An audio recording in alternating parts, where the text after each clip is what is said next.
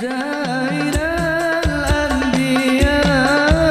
السلام عليك أتقى الأتقياء السلام عليك زين الأنبياء السلام عليك السلام عليك. Apa yang mereka bisa, kita bisa. Tapi apa yang kita bisa tidak akan bisa oleh semua orang. Karena Allah menspesialkan keilmuannya, ilmu Allah hanya buat orang-orang yang Allah cintai, yang Allah ridhoi, yaitu Islam. Karena Allah sendiri berfirman dalam Al-Quran, Inna dina indallahil Islam. Agama yang aku ridhoi ya hanya Islam. Makanya semua keilmuan dari mulai syariat, hakikat, dan yang lainnya semuanya hanya untuk orang Islam, kayak gitu. Dan hanya orang tertentu saja yang mau mempelajarinya. Nah, kembali ke bahasan cakra. Terus Kang Apud, kalau mereka dengan cara yoga, terus orang Islam bagaimana caranya gitu ya? Kami juga pengen cakra ini bisa bangkit atau bisa menyala. Nah, kan karena cakra ini sifatnya itu potensi atau kayak bahan mentah, jadi walaupun teman-teman semua ada cakranya, ada latifahnya, ada rusukmannya, tetap kalau nggak diaktifkan atau kalau nggak dihidupkan, dia nggak akan berfungsi, nggak akan berfungsi dengan maksimal. Itulah yang disebut kita itu dikasih fasilitas tetapi tidak menggunakan dengan baik. Kalau kita menggunakan semua yang Allah berikan, kita gunakan, kita hidupkan, maka kita akan menjadi laqad khalaqnal insana fi ahsani taqwim.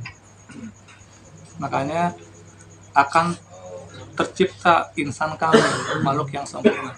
Nah, itu kalau semuanya hadir, semuanya diaktifkan. Nah, jika dalam perspektif sufisme atau metafisik orang Hindu dengan yoga, meditasi, refleksi, relaksasi, dan lain-lain. Nah, dalam Islam lebih sempurna lagi, yaitu dengan sholat. Ya. Nah, semakin teman-teman rajin sholat, sholatnya benar, sholatnya rapi, sholatnya indah, dari mulai takbir sampai sujud. Nah, itu cakranya akan hidup tuh. Akan menyala dia, akan berputar dengan bagus. Semakin bagus nanti cakranya, berputar dengan indah, dan semakin besar energi cakranya, maka akan melahirkan aura yang bagus lagi. Kayak gitu. Nah, itu dengan sholat. Ya. Kok bisa dengan sholat?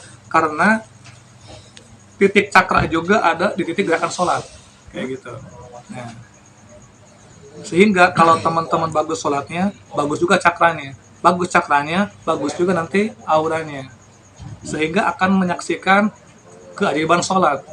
Kayak gitu. Semakin sholat juga jarang-jarang, apalagi sebenarnya kesiangan, gitu ya. Tuh jangan berharap tuh bagus cakranya, gitu kan. Makanya hidupnya bermasalah terus. Dengan jamaah nggak pernah harmonis, dengan istri nggak pernah harmonis, dengan masyarakat ribut terus, utang banyak, ribet. Karena tadi nggak hidup cakranya, nggak hidup latifahnya, nggak hidup ruhnya, nggak hidup sukmanya, nggak hidup bagian-bagian lapisan rohani yang lainnya. Jadi dengan sholat. Kenapa dengan sholat? Karena anggota atau titik cakra itu ada di organ gerakan sholat. Emang berapa cakra itu jumlahnya? Cakra itu kalau total seluruh itu banyak, ratusan. Ada sekitar 300 lebih titik cakra itu. Tapi yang paling utama ada 7. Sama dengan jumlah sukma. Ada 7. Sama dengan latifah ada 7. Nah, juga ada 7. Nah, cuman posisinya dia beda, gitu ya. Posisi cakra itu nggak sama dengan posisi latifah, walaupun sama-sama ada 7. Nah, emang Kang di mana aja cakra itu titik-titiknya? Titik pertama cakra itu ada di paling bawah, namanya cakra dasar. Itu adanya antara anus sama kelamin, tengah-tengah dia. Tepatnya di ekor manusia. Nah, itu cakra dasar tuh.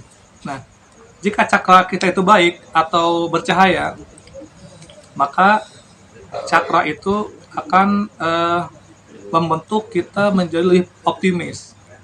Tapi kalau cakra dasar itu kita rusak, kita pesimis.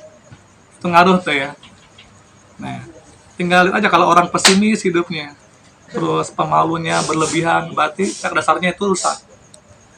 Tapi kalau cakranya nyala, dia optimis. Tuh ya. Nah, yang kedua, cakra seks atau cakra yaitu cinta. Nah, itu tempat untuk manusia bisa mengekspresikan cintanya. Nah, kayak tadi kan, cakra itu kan energi kan. Energi apa? Energi cahaya. Cahaya itu yang akan membuat kita hidup. Setiap manusia, setiap makhluk, semua makhluk Allah itu ada cahayanya. Karena cahaya itu adalah energi. Tanpa cahaya, maka tidak ada kehidupan, tidak ada pergerakan, tidak ada yaitu aktivitas. Itulah adanya cahaya. Nah, pasti teman-teman udah mengenalkan apa itu cahaya.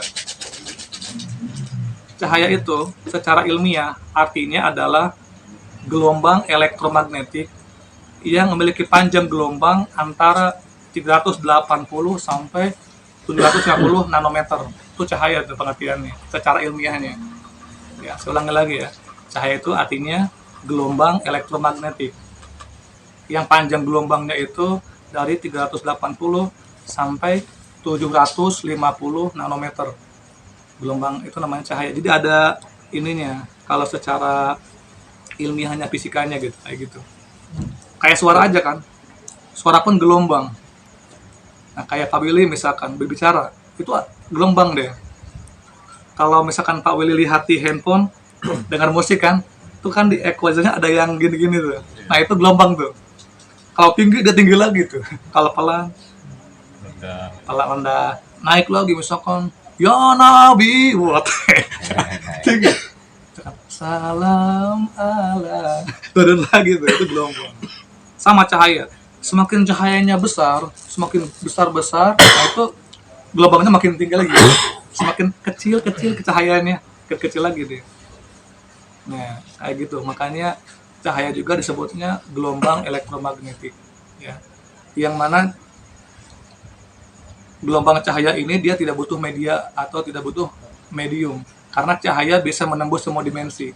Seperti cahaya langit, cahaya matahari menembus bumi tanpa harus melewati media, artinya melewati semua atmosfer, melewati semua lapisan-lapisan di ruang angkasa. Itu cahaya itu. Ya. Nah, cakra juga sama. Cakra itu artinya mengumpulkan akumulasi energi. Energi apa? Nah, itu tadi energi cahaya. Jadi cahaya kita tarik ke tubuh kita, maka akan menjadi akumulasi ini cahaya. Apa itu energi? Energi itu artinya adalah daya atau suatu usaha untuk bisa melakukan satu aktivitas. Itulah energi namanya. Tanpa energi, kita tidak akan bisa hidup. Energi itu ada cahaya tadi. Makanya cakra ini kalau dalam pandangan Islam, bahasa Al-Quran ini adalah Allahu nurus samawati wal ardi. Allah itu cahaya langit dan bumi. Allah itu power langit dan bumi. Cahaya. Nah, mekanismenya cahaya itu adalah malaikat, power. Makanya murabi ruhi kita selalu mengatakan power itu dengan malaikat. Maka itu cahaya kan, cahaya itu adalah power, energi kan gitu. Nah, kalau bahasa Sanskerta cakra gitu, bahasa Islamnya adalah nur. Jadi nur itu bahasa Islamnya. Bahasa hakikatnya itu adalah malaikat, power. Bahasa Sanskertanya adalah cakra, paham ya? Nah, kumpulan cahaya namanya cakra gitu, dikumpulkan. Nah, itu ditarik. Akhirnya semakin besar. Nah, dengan cahaya itulah kita bisa ada kehidupan. Nah, setelah tadi dalam firman Allah, Allah nur samawati wal ardi, Allah itu cahaya langit dan bumi, artinya semua dalam genggaman Allah, semua dalam cahayanya ilahi. Nah, cahaya Allah ini dimasukkan ke cahayanya Rasulullah SAW yang disebut dengan Nur Muhammad. Nah, ini ya, biar kalau kita dari awal nih di rutinnya. biar nyambung ke cakra gitu. Pertama dari Nur Muhammad Ilahi dulu, atau Allahun Nur Samawati wal Ardi, terus ke Nur Muhammad. Makanya yang pertama kali yang Allah ciptakan, sebelum Allah ciptakan alam semesta, sebelum Allah ciptakan langit dan bumi dan segala isinya, itu yang pertama kali Allah ciptakan adalah Nur Muhammad, cahaya Muhammad. Nah, dari cahaya Muhammad ini, dari Nur Muhammad inilah baru Allah ciptakan langit, bumi, dan segala isinya. Termasuk kita. Kita ini semua tercipta dari nurnya Nabi Muhammad SAW. Ya. Makanya orang yang paling bodoh, orang yang paling gak tahu terima kasih, orang yang gak pernah bersolawat kepada Rasulullah SAW. Minimal kita bersolawat itu karena itu kan terima kasih. Karena kita ini hadir, kita ini ada, dunia, surga, neraka, dan lainnya itu semua tercipta dari nurnya Nabi Muhammad SAW.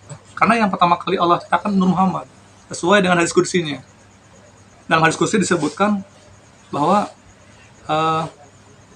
dalam hadis itu disebutkan laulaka lamma khalaqtul aflaq, kata Allah. Laulaka, kalau bukan karenamu ya Muhammad, kekasihku, 2 kali tuh. Kalau lau udah ketemu lau 2 kali, udah itu menunjukkan tauhid dia benar-benar kukuh gitu. Artinya sebuah kepastian. Laulaka, kalau bukan tanpamu wahai kasihku Rasulullah Muhammad, laulaka 2 kali, kalau bukan tanpamu lama khalaqtul aflaq, aku tidak akan ciptakan seluruh semesta ini. Jadi kalau bukan ada Muhammad, ya nggak ada gitu ya. Makanya di surga juga, padahal yang pertama kali ada Nabi Adam, sama manusia, tapi di surga udah ada pintu la ilaha illallah Muhammadur Rasulullah. Makanya Nabi Adam nanya, ya Allah ini siapa Muhammad ini? Itu adalah kekasihku, nanti itu Nabi terakhir. Pengen tahu kan, Masya Allah. Coba ya Allah, aku pengen tahu Muhammad itu. Akhirnya ada Nur Muhammad gitu. Ketika Nur Muhammad itu Allah perlihatkan di belakangnya Nabi Adam, itu malaikat semuanya ke belakang. Karena melihat nurnya Muhammad. Kata orang, Nabi Adam, ya Allah coba lihatkan ke depan. Pas ke depan, pindahin, itu malaikat pindah semua ke depan. Nah, akhirnya dari Nur Muhammad itu turunlah ke Nur Nabi Adam. Nah, disitulah awalnya. Timbullah cakra gitu. Jadi cakra itu adalah pusat energi, kumpulan energi cahaya yang datang dari nurnya Muhammad itu. Dari nur cahaya Allah masuk ke cahaya Nabi Muhammad, masuk manusia. Nah, baru kita bisa hidup. Kita itu bisa hidup karena ada cahaya. Kalau nggak ada cahaya, kita nggak bisa hidup. Nggak ada aktivitas. Cahaya ini maksudnya bukan sekedar cahaya ini. Dohirnya emang cahaya dohirnya. Tapi implementasinya adalah cahaya itu ke perbuatan, ke aktivitas. Contoh nih, yang dimaksud Nur Muhammad, yang dimaksud dengan cahaya dalam diri kita, yang Allah pancarkan ke dalam diri kita dari pancaran Nur Muhammad. Seperti hewan. Itu kambing. Karena ada cahaya ilahi, karena ada cahaya yang Allah pancarkan, itu kambing makannya rumput. Nah itu maksud cahaya itu kayak gitu, paham ya? Itu kalau misalkan kambing melihat daging, dia nggak mau, karena ada cahaya di situ. Nah dia makanya hanya pengen rumput saja, sehingga makannya daging, karena dia hewan herbivora, karnivora kan. Nah kambing, nah seperti itu, tergantung jenis bentuknya, ada omnivora, herbivora, karnivora. Sama manusia, Kang Igor, karena Kang Igor ini ada cahaya Nur Muhammad sehingga terbentuk menjadi cakra karena sering dilatih dengan sholat, maka kalau ada cahaya pasti suka sama wanita. Tapi kalau cahaya ini nggak ada, itu suka sama jenis. Nah kalau teman-teman suka sama jenis, berarti itu cakranya hilang. Nah, berarti gak ada cahayanya. Kok Kang Igor suka sama Pak Deki gitu kan? Nah, itu berarti Pak Deki. Pak Deki kan? Sini dong. Sekarang lagi selingkuh sama Gus Adi. Cemburu nih. Jadi, kalau orang itu suka sama jenis, berarti dia bertabrakan dengan Tuhan. Dia berarti cahayanya redup. Itu. Orang semakin sesuai dengan cahaya dari Nur Muhammad, dari Nur Ilahi, sampai terbentuk cakra dalam diri kita, karena cakra pusat energi, maka dia hidup akan indah, akan dimudahkan, akan sesuai dengan fitrahnya. Makanya kan ruang angkasa galaksi kan, walaupun itu banyak, ada Saturnus, ada Venus, ada Merkurius, Mars, Jupiter dan lain-lain, ada asteroid, ada semacam aneka planet lah.